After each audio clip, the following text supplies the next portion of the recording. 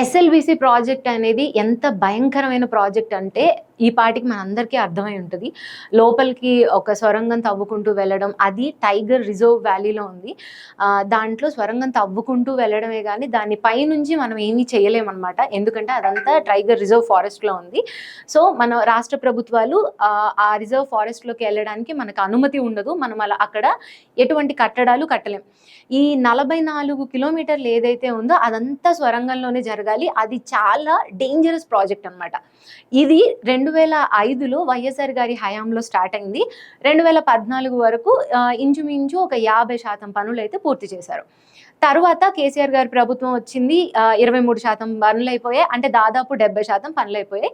ఇప్పుడు కాంగ్రెస్ గవర్నమెంట్ మళ్ళీ ఆ ప్రాజెక్ట్ని అంటే ఈ ప్రాజెక్ట్ చాలా ప్రెస్టీజియస్ కాబట్టి దాన్ని స్టార్ట్ చేశారు. స్టార్ట్ చేసిన తర్వాత ఇప్పుడు సేఫ్టీ మెజర్స్ అవన్నీ చూసుకున్నారా లేదా అనేది మనకి తెలీదు. కాకపోతే లోపల జరగాల్సిన నష్టం అయితే జరిగిపోయింది. ఆ నష్టం కూడా ఏదో డబ్బుల విషయంలోనో లేకపోతే ఏదో మెటీరియల్ విషయంలో కాదు, ప్రాణాల విషయంలో జరగాల్సిన అతిపెద్ద నష్టం అయితే జరిగిపోయింది. ఇప్పుడు ఆ ప్రాజెక్ట్ ఎంత భయంకరమైనది అనేది నేను మీకు ఎక్స్ప్లెయిన్ చేస్తాను.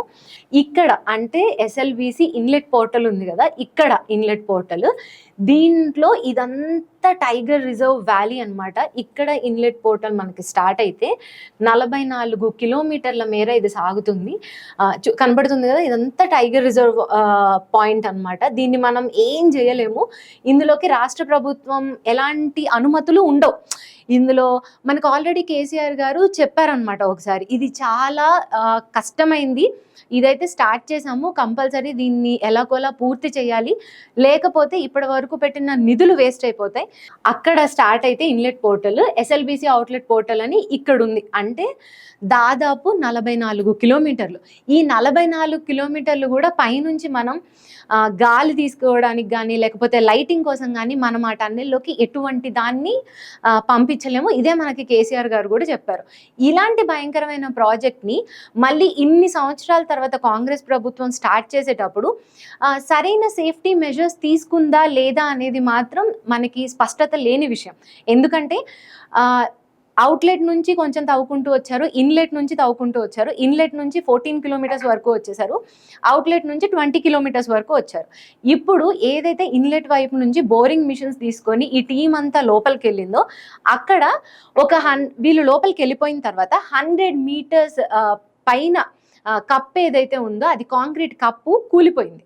అది కూలి వీళ్ళు అటు టన్నెల్ ఇంకా స్టార్ట్ చేయలేదు, ఇంకా తవ్వలేదు కాబట్టి వాళ్ళు అటు వెళ్ళలేరు, ఇప్పుడు వెనక్కి ఇటు రాలేరు.